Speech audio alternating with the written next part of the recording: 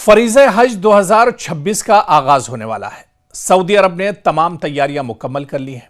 इस पर सऊदी इंतजामिया ने हज 2026 के लिए सख्त तरीन कवानीन और सजाएं नाफिज करने का ऐलान किया है। जी हां, दरअसल यह कदम सिक्योरिटी पर्पज से उठाया गया है ताकि जिसका मकसद गैर कानूनी तौर पर हज करने वालों को रोकना और लाखों जायरीन के लिए सिक्योरिटी और नज्म व जब्त को यकीनी बनाना है।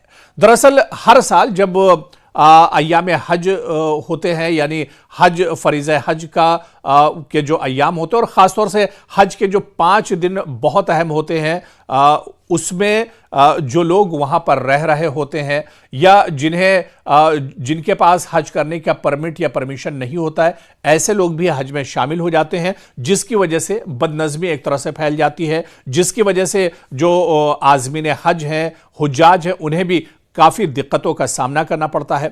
इस वजह से इस बार सऊदी हुकाम ने पहले से ज़्यादा सिक्योरिटी बढ़ा दी है और कई बड़ी शराइत एक तरह से उन्होंने रखी हैं कि अगर कोई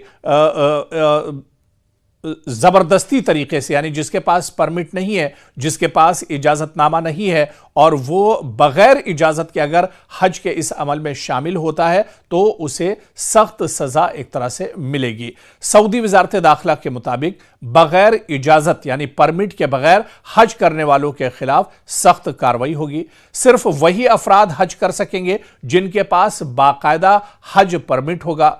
विजिट वीजा या दीगर वीजों पर हज करने की कोशिश जुर्म तस्वुर किया जाएगा, इसलिए इसके लिए अहम सजाएं भी रखी गई हैं, यानी इसमें भारी जुर्माना भी हो सकता है। खिलाफ वर्जी करने पर 1 लाख सऊदी रियाल, तकरीबन 20 लाख पाकिस्तानी रुपये या फिर इसी तरह से 15 से 17 लाख हिंदुस्तानी जो रुपये हैं वो भी कहीं ना कहीं इसकी मालियत होती है, जो जुर्माना तय किया गया है। क्योंकि इस तरह की जो हरकतें हैं ये पाकिस्तान या के अवाम दरअसल ज़्यादातर करते हैं और पाकिस्तानी इसमें अक्सर पकड़े जाते हैं। दरअसल ये जुर्माना ख़ास तौर पर उन लोगों पर होगा जो गैर कानूनी हज करवाने में मदद करें, लोगों को मक्का ले जाएं या सहूलत फराहम करें, या इसमें जो एक बड़ी सज़ा है वो मुल्क बदरी यानी डिपोर्टेशन की भी है। गैर मुल्की अफराद को फौरी तौर पर सऊदी अरब से निकाल दिया जाएगा। 10 साल का दाखिला ऐसे लोगों पर बैन कर दिया जाएगा। खिलाफ वर्जी करने वालों पर 10 साल तक सऊदी अरब में दाखिले पर पाबंदी लग सकती है और ऐसे लोगों की गाड़ियां भी जब्त की जा सकती हैं। यानी अगर किसी ने गैर कानूनी ज़ायरीन को मक्का पहुंचाने के लिए गाड़ी इस्तेमाल की तो गाड़ी भी जब्त की जा सकती है। दरअसल ये कवानीन सिर्फ ज़ायरीन तक महदूद नहीं बल्कि गैर कानूनी हज अदा करने वाले अफराद, इन्हें सहूलत देने वाले एजेंट्स, ड्राइवर्स, मेज़बान, विजिट वीज़ा होल्डर्स जो हज करने की कोशिश करेंगे, सब पर यह सजाएं एक तरह से लागू होंगी और सब पर यकसा तरीके से उन्हें इस तरह की सजाएं दी जा सकती हैं।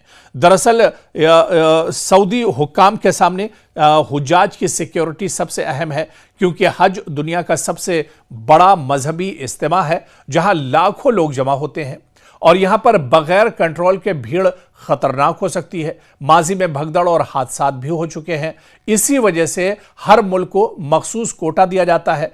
परमिट सिस्टम इसी को मुनज़्ज़म रखने के लिए है। गैर कानूनी एजेंट्स के खिलाफ इसी वजह से कार्रवाई की जाती है। बहुत से लोग जाली तरीकों से हज करवाने की कोशिश करते हैं। हुकूमत इन नेटवर्क्स को दरअसल ख़त्म करना चाहती है और इसी वजह से इस बार सख्त कवानीन सऊदी इंतज़ामिया की तरफ से लागू किए गए हैं ताकि कोई बगैर इजाज़त मुक़द्दस फरीज़े हज में शामिल ना हो सके। यानी वही लोग हज कर सकते हैं जिनके पास हज का इजाज़तनामा है या जिनके पास हज का परमिट एक तरह से होगा, या लोग जो दूसरे मुल्क से बाकायदा तमाम जो कवायद हैं, जो कवानीन हैं, उसके हिसाब से सऊदी अरब जाते हैं। इसके अलावा अगर कोई बगैर इजाज़तनामे के हज करने की कोशिश करता है तो उसे सख्त सज़ाओं का सामना करना पड़ सकता है। दरअसल ये कवानीन सिर्फ ज़ायरीन तक महदूद नहीं बल्कि गैर कानूनी हज अदा करने वाले अफराद, इन्हें सहूलत देने वाले एजेंट्स,